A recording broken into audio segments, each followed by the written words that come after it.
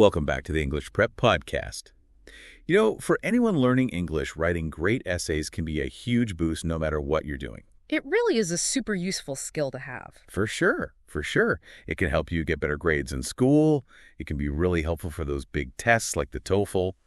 And honestly, being able to write a clear essay can even help you communicate better in your everyday life. It's true. I think sometimes people don't realize how important good writing skills are for everything.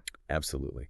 So today we're going to deep dive into how to write those amazing essays that just get you top marks, Right. We're talking about those essays that make your teachers go, wow. Exactly. I think for a lot of people, myself included, you see an essay and you just get intimidated, right? It feels like this big, complicated, just task. But once you understand the process, break it down step by step, it actually becomes, it can actually be pretty fun. Yeah, it's kind of like learning a secret code. Once you get it, you can write any essay you need to. So for all of you listening out there who are feeling a little nervous about essays, don't worry. We're going to walk you through the entire process. We'll start at the very beginning, which is understanding the prompt, right? Figuring out what the essay question is actually asking. Right. It's so important to understand the prompt. Sometimes I just want to jump into writing, but you have to take a minute and really understand it. I agree, because if you don't, then you might go off on tangents and miss key points. Totally. You might end up writing a great essay, but it doesn't answer the question. Exactly. So before you even start writing, you have to dissect that prompt. Ask yourself, what type of essay are they looking for? What are the key words? What's the core issue that needs to be addressed? So how do we figure out the type of essay? Are we arguing a point, describing something, or explaining something? Right. So there are a few main types. First, you have argumentative essays, where you need to take a stance and use evidence to back it up. Then you have descriptive essays, where you use lots of details to paint a picture with words. And then there are expository essays, where you explain a concept or a process in a very clear way. I see. So is knowing the essay type really that important? It can be, because each type has a slightly different approach. It's kind of like having the right tool for the job. That makes sense. It's like you wouldn't use a hammer to screw in a bolt. Exactly. So once you know what kind of essay you're writing, you can start looking for those keywords in the prompt. Those keywords are like the puzzle pieces you need to fit together in your essay. That's a great way to put it. And sometimes you get a prompt that doesn't just tell you what to write about, it asks a very specific question. You have to really think, what do they really want me to answer here? Right. It's about figuring out the main point. And sometimes there are hidden instructions too, like the prompt might say, discuss both the benefits and drawbacks, which means you can't just focus on one side. Right. You can't just talk about how great something is. You had to also talk about the problems. Exactly. You need to show that you've considered all angles. Okay, so like you said, before we even start writing, we have to become like detectives. We examine the prompt and uncover all those clues. Yeah, it sounds more complicated than it is. It's really just about being thoughtful and taking a few minutes to understand the task. So once we feel confident that we understand the prompt, then what? Then we can move on to the fun part, brainstorming. Brainstorming is my favorite part. Just letting all your ideas flow, no judgment. Exactly. Just jot everything down, no matter how silly it might seem at first. You never know what little idea might spark something brilliant. Right. And don't forget, your personal experiences can be great essay material, too. Oh, absolutely. You don't always have to rely on just books and articles. You can use your own life as examples. Right. Your experiences are unique. They can help you stand out. Now, if you're struggling to come up with ideas, what do you recommend? Well, research is always a good idea. You can look at credible websites, academic journals, or books by experts. There's a whole world of information out there. And once we've brainstormed and maybe done some research, then what? How do we start turning all those ideas into an essay? That's where we need to talk about the thesis statement. It's a super important part of any essay. The thesis statement? Okay. I remember learning about these back in school. It's like a summary of your main argument, right? It is. It's usually just one sentence, and it goes at the end of your introduction. It tells the reader exactly what your essay is going to be about. So it's like a promise to the reader, like, this is what I'm going to prove to you. Exactly. And it has to be something debatable, not just a fact. So you wouldn't write, the sky is blue. Right. That's not an argument. It's just a statement. Your thesis statement needs to be something that people could disagree with. Okay, I see. So it's like a hook. You want your thesis statement to make the reader think, I wonder how they're going to prove that. Exactly. So imagine we're writing an essay about education. What would a good thesis statement be for that? Well, a good one could be something like, education is the key to solving the world's biggest problems. I like that. It's definitely debatable, and it makes you want to know more. Right. It sets the stage for a really interesting discussion. So we've talked about brainstorming and thesis statements, but what about outlining? I know a lot of people, well, I used to think outlining was kind of boring, but now I realize how important it is. Oh, outlining is super important. It's like building a house. You wouldn't do it without a blueprint, right? You're right. You need to see the whole plan before you start. Exactly. And for English learners especially, outlining can be so helpful because it helps you break the essay down into smaller, more manageable steps. So it's like a roadmap for your essay, making sure you don't get lost along the way. What does a typical essay outline look like? What are the main parts? Well, every essay has a beginning, a middle, and an end. Right, the introduction, body, and conclusion. But how do we actually structure those within an outline? So we start with the introduction, right? That's where you want to grab the reader's attention from the very beginning. So it needs a good hook. Right. It could be an anecdote, a question, or even a startling fact.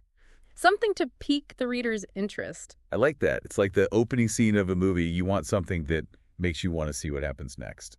Yeah, exactly. And then after you've hooked the reader, you need to give them a little background info on your topic. So like set the scene. Right. Give the reader some context so they understand what you're talking about. Okay, that makes sense. And then we end the intro with our super important thesis statement, right? Right. Like we talked about before, that thesis statement sets the stage for the whole essay. So we've got the introduction now onto the body paragraphs. This is where we really dig deep into our ideas. Right. The body paragraphs are where you expand on your thesis statement and back it up with evidence. Each paragraph should focus on one specific idea that supports your main argument. So if you have 3 main points, you'd have 3 body paragraphs. Exactly. You can think of each paragraph as its own mini essay with its own little introduction, body, and conclusion. I like that analogy. So each paragraph tells its own little story, but they all work together to support the bigger story of your essay. Exactly. And just like the essay as a whole has a thesis statement, each body paragraph should start with a topic sentence. Oh, that's right, the topic sentence. It's like a mini thesis statement for that specific paragraph. Right. It introduces the main idea of that paragraph. And once you've stated your topic sentence, you need to back it up with some evidence. And that's where our research comes in handy. Exactly. You can use facts, statistics, quotes from experts, or even personal anecdotes.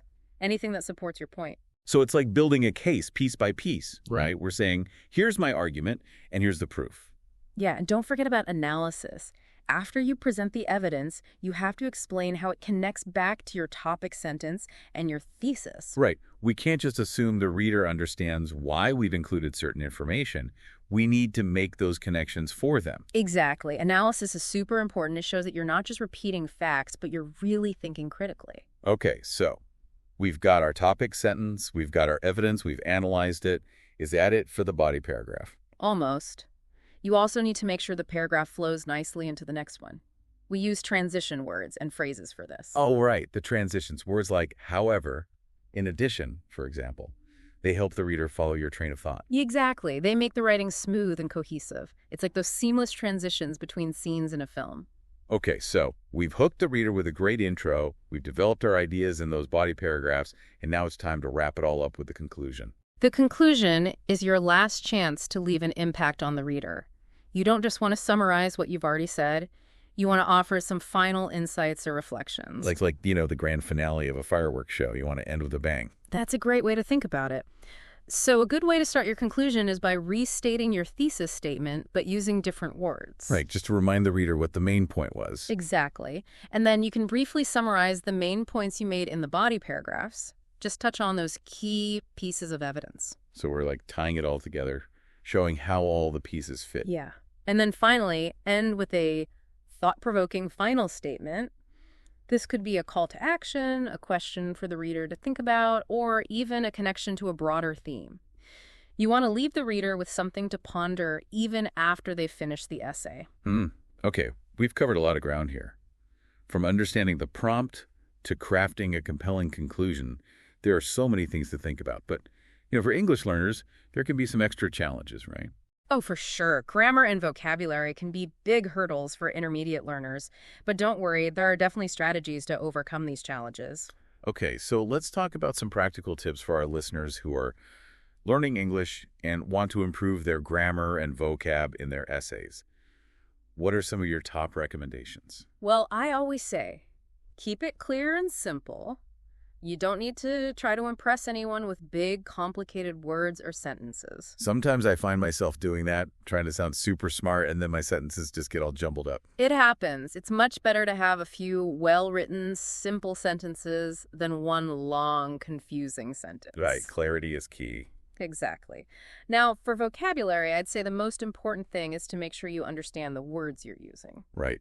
Don't just use a fancy word because it sounds impressive. Make sure you know what it means. Yeah, use words you're comfortable with, and don't be afraid to use a dictionary and thesaurus to find the perfect words. Just don't overuse the thesaurus, right? Yeah. You don't want your writing to sound forced or unnatural. Exactly. And speaking of making your writing better, don't forget to proofread and edit. Always take time to check for any grammar mistakes, awkward phrasing, or typos. Proofreading. My least favorite part. I always miss something, even if I read it 100 times. It's tough. A good trick is to read your essay out loud. It forces you to slow down and really pay attention to each word. That's a good tip. And it can also help you catch those sentences that sound weird when you say them out loud. Right. Sometimes it's easier to hear a mistake than to see it. And what about getting someone else to read it too, like a friend or a teacher? Yes. Getting feedback from another person is super helpful. They can catch things you might have missed. Okay, so we've talked about planning, writing, and revising. But what about time management? That's a big one, especially for those timed essay exams. Time management is definitely important. The key is to have a plan. Before you even start writing, spend a few minutes reading the prompt and brainstorming your ideas. So we're making a mental roadmap before we start our writing journey. Exactly. Once you have a general idea of what you want to say, you can break down the writing process into smaller chunks and allocate your time. Like, if you have an hour for the essay, maybe spend 10 minutes planning, 40 minutes writing, and 10 minutes revising. That's a good breakdown. It's like creating a schedule for yourself so you don't spend too long on one part and rush through the others. Exactly. And while you're writing, try to stay focused and don't get too caught up in perfectionism. It's more important to have a complete essay than a perfect one. That's so true. Sometimes I get stuck on one sentence for ages trying to make it perfect, and then I run out of time. It's about finding that balance. Now, one of the best ways to get better at time management is to practice writing essays under timed conditions. Oh, yeah, that makes sense. It's like training for a marathon. You have to practice running at race pace. Right. So set a timer and see if you can write a complete essay within the time limit. It'll help you get used to the pressure. Okay, so we've covered planning, writing, and time management. Now, what about revision and editing? A lot of people dread this part, but it's super important for polishing our essay and making it shine. It is super important. Revision isn't just about fixing grammar mistakes. It's about making sure your ideas are clear and the essay flows smoothly. So it's like taking a step back and looking at your work with fresh eyes. Exactly. It can be helpful to take a break after you finish writing, even just for a few hours. Come back to it later and you might see things you didn't notice before. It's like looking at a painting from a different angle. Exactly. And when you are ready to revise, read your essay out loud, just like we talked about before. It's a great way to catch any awkward phrasing or sentences that just don't sound right. It's like giving your essay a test drive. And if you can, ask a friend or a teacher to read it and give you feedback. It's always helpful to have a fresh perspective. Right. And when we're revising, are there any specific parts of the essay we should pay extra attention to? Definitely. Make sure your intro, body paragraphs, and conclusion are all clear and well-structured. Check that your ideas flow logically and you've used transitions well. And think about the overall organization. Does the essay make sense? Is it easy to follow? Okay, those are all really helpful tips. So we've covered all the essential steps from planning and research to revising and editing, but I think there's one more thing that's really important for any English learner. Confidence. Oh, absolutely. Confidence is key. You can have all the knowledge in the world, but if you don't believe in yourself and your ability to write well, it's going to show in your work. So how do we build that confidence, especially when we're learning a new language? Well, I think it starts with remembering that everyone makes mistakes. It's part of the learning process, you know? Even native English speakers mess up sometimes. That's so true. When I was first learning English, I was terrified to speak in class, so afraid to make a mistake. But then I realized that, well, that's how you learn, right? By making mistakes and then figuring out how to do it better next time. Exactly. And with essay writing, I always tell my students, don't be afraid to try different things. Experiment with different styles and find what feels natural for you, what works best for your voice. Yeah. Find that writing groove, that style that makes you feel confident. Right. Embrace your own unique style. And don't compare yourself to others. Everyone learns and writes differently. We all have our own strengths and weaknesses. Now, I know there are tons of resources out there for English learners who want to improve their essay writing. What are some things you recommend? One of the best things is to study sample essays, especially high-scoring ones. It's like getting a sneak peek into how other writers do it, you know? You can see how they structure their essays, what kind of vocab they use, how they make their arguments. It's like having a blueprint for success. Where can our listeners find these sample essays? Lots of places. You can find them online, in textbooks, and in test preparation guides. You can always ask your teachers for recommendations, too. And of course, we've got all this technology now that can help us with writing. Oh, yeah. Grammar checkers are super useful. They can catch those little mistakes that we might miss. And there are also tools that can help you with the overall structure of your essay. And then you've got online dictionaries and thesauruses, which are amazing for learning new words and expanding your vocabulary. It's like having a whole team of helpers. But, it's important to remember that tech is just a tool. It can't do the thinking for us. Right. We still need to use our brains. But these tools can definitely help us along the way. And speaking of help, I think the most important thing is just to practice, practice, practice. Yeah, just like learning a new skill, the more you write, the better you'll get. And like we said before, don't be afraid to make mistakes along the way. That's how we learn and grow. Exactly. Don't get discouraged. Just keep writing. You've got this. I love that. So encouraging. Well, I think that brings us to the end of our essay writing deep dive. We've covered a lot of ground today. I hope our listeners are walking away with some useful tips and feel a bit more confident about tackling those essays. Me too. We've talked about everything from understanding the prompt to brainstorming to crafting those super compelling conclusions. And remember, the most important thing is to keep learning and keep practicing. Your writing skills will get stronger and stronger over time. Absolutely. And never be afraid to ask for help. Teachers, tutors, friends, even fellow English learners can all offer support and feedback. That's right. We're all in this together. So keep writing, keep learning, and most importantly, keep believing in yourself. Well said. And that's a wrap on our epic essay writing adventure. Until next time, happy writing, everyone.